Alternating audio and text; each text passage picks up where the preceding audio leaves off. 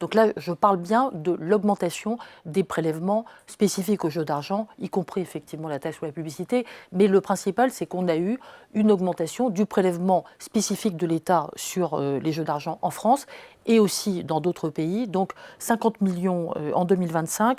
Et comme une partie va s'appliquer sur l'année 2026, ça nous fera au total 140 millions qu'on va absorber en 2026. Voilà. Et ça, 140 millions, c'est France plus étrangers ou juste tout compris. France? Tout Okay, compris. ouais. Moi, je suis un groupe international, donc je parle tout compris. Donc 140 millions.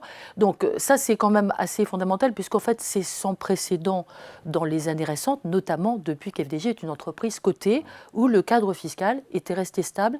Et d'ailleurs, pour le plus grand bien de l'État, puisque en fait, l'État a énormément bénéficié de la croissance de FDJ. Et le meilleur modèle pour l'État, c'est effectivement le prélèvement qu'il a sur une base stable par rapport à la croissance, puisque entre notre IPO, entre notre cotation en bourse et aujourd'hui, l'État a perçu plus de 1,5 milliard de plus que ce qu'il percevait en prélèvement. Chaque année, combien l'État français d'ailleurs perçoit Alors l'État français, il percevait de l'ordre de 3,5 au moment de l'IPO, et cette année, 3 milliards. Voilà, non, mais c'est important. Oui, pardon. On parle de milliards. Je suis fatiguée. Mais 3,5 milliards, oui, on en milliards. Donc 3,5 milliards par an. Ouais. Absolument. Donc là, ce n'est pas les dividendes, c'est les prélèvements sur les jeux de l'État français. Et cette année, nous avons, si je puis dire, la satisfaction, au moins une satisfaction, qui est de verser plus de 5 milliards